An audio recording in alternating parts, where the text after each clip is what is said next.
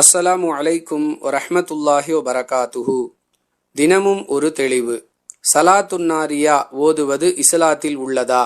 இது ஒரு சகோதரருடைய சந்தேகம். அன்பிற்குரிய அல்லாஹ்வின் நல்லடியார்களே, சலாத்துன்னாரியா அல்லது சலவாத்துன்னாரியா என்ற பெயரில் ஒரு நீண்ட வாசகம் ஓதப்படுகிறது. இதை 4444 தடவை ஓதினால் தேவைகள் நிறைவேறும், விருப்பங்கள் கைகூடும், ஏழை செல்வந்தராகி விடுவார், குழந்தை இல்லாதவர்களுக்கு குழந்தை பிறக்கும், திருமணமாகாதவர்களுக்கு திருமணம் நடக்கும் என்றெல்லாம் பல காரணங்களை சொல்லுகிறார்கள்.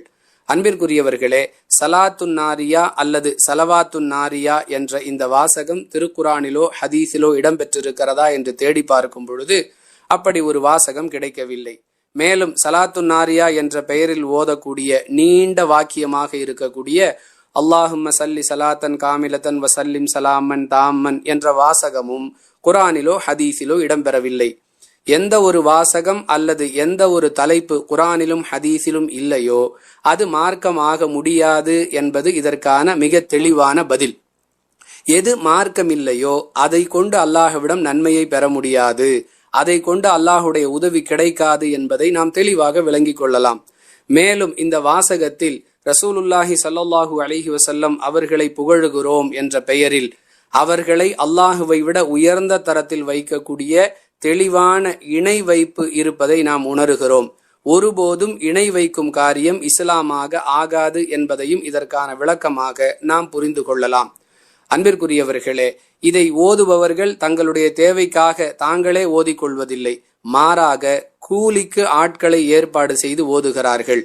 என்னுடைய தேவையை நான் கேட்க வேண்டும் என்பதுதான் இஸ்லாமிய வழிகாட்டுதல்.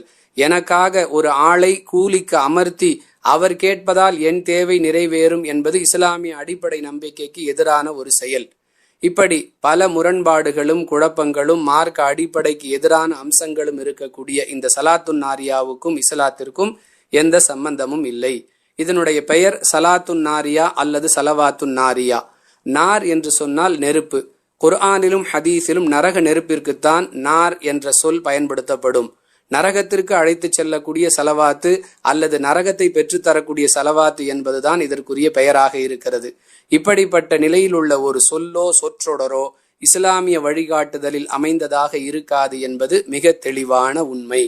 வாஹிரு தஅவானா அனில் ஹம்துலில்லாஹி ரப்பில் ஆலமீன்.